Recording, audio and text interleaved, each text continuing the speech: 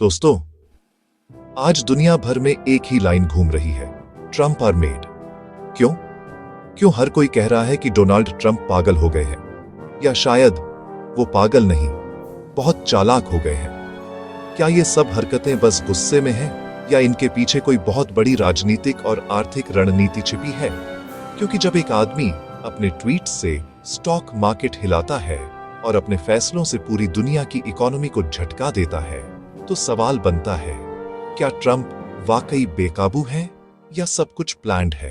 Trump अब सिर्फ एक नेता नहीं रहे, वो अटेंशन इकोनॉमी के प्रोडक्ट हैं। यानी जितना ज्यादा हंगामा, उतना ज्यादा फोकस और उतनी ही ज्यादा पावर। उनका हर statement, India is taking advantage of us या we will tax every product from China, इन सब का मकसद सिर्फ जनता को भड़काना नहीं है, बल्कि मीडिया का हर कैमरा उनकी तरफ घुमाना है।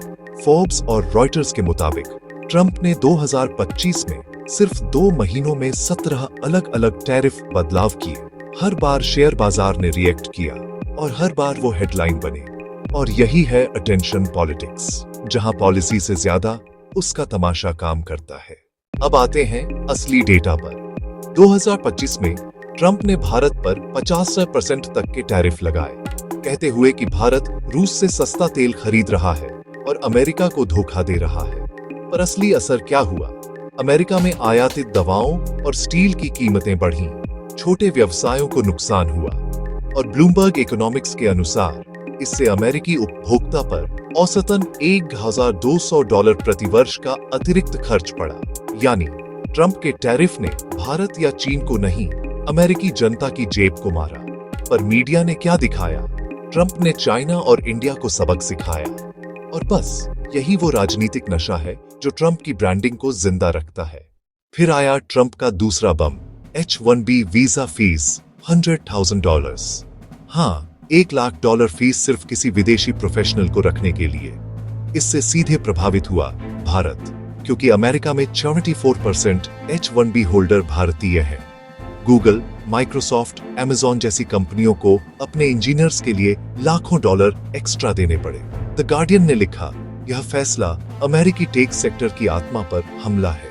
अब सोचिए, क्या ये आर्थिक फैसला था या राजनीतिक शो, ताकि ट्रंप कह सके, आई सेव्ड अमेरिकन जॉब्स? वास्तव में नौकरियां नहीं बची, कंपनियों ने हायरिंग कम कर दी, जिससे अमेरिकी अर्थव्यवस्था में 2.3% प्रोडक्टिविटी ड्रॉप दर्ज हुआ।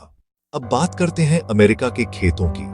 ट्रंप की डिपोर्टेशन पॉलिसी से 104 भारतीय मजदूरों को हाथ पांव बांधकर भेज दिया गया। वो सिर्फ प्रतीक नहीं थे, ये उस मजदूर वर्ग का संदेश था जो अमेरिकी फसलों की रीढ़ है। क्योंकि यूएस एग्रीकल्चर डिपार्टमेंट के अनुसार 60% खेतों में विदेशी मजदूर काम करते हैं, और जैसे ही ट्रंप ने सीमा सख्त की, फसलें खेत में सड़ गईं, किसान दिवालिया हुए और अमेरिका में फूड इन्फ्लेशन 8.7% तक बढ़ गई। क्या ये अमेरिका फर्स्ट है या इकोनॉमी लास्ट?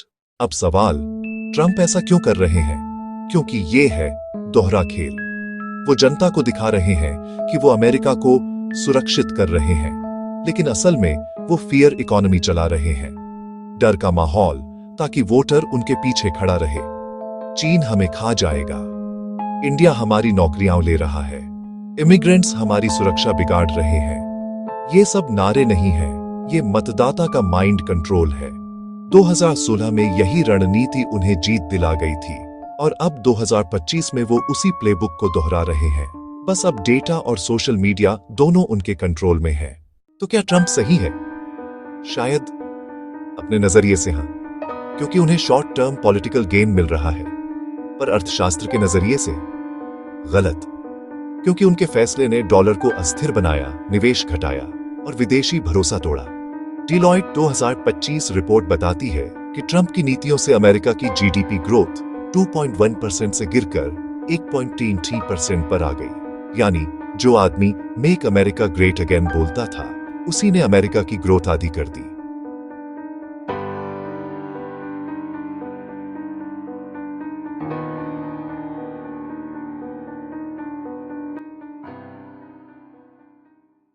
तो दोस्तों, जब अगली बार आप सुने कि ट्रंप आर मेड, तो समझिए ये सिर्फ मजाक नहीं है, वो आदमी खुद अपनी पब्लिक इमेज गढ़ रहा है। हर ट्वीट, हर झगड़ा, हर विवाद सब एक प्लान्ड चाल है। कभी कभी पागलपन भी सबसे बड़ा प्रचार होता है और ट्रंप उस कला के सबसे बड़े उस्ताद बन चुके हैं। बस फर्क इतना है, जहां बाकी नेता जनता के लिए खेलते हैं, वो जनता के साथ खेल रहे हैं। रुके हल्की मुस्कान के साथ। मैं हूं बलवीर। अगर वीडियो समझ आया हो तो शेयर कीजिए ताकि और लोग समझें कि असली खेल पॉलिटिक्स का नहीं, इकोनॉमिक्स का है।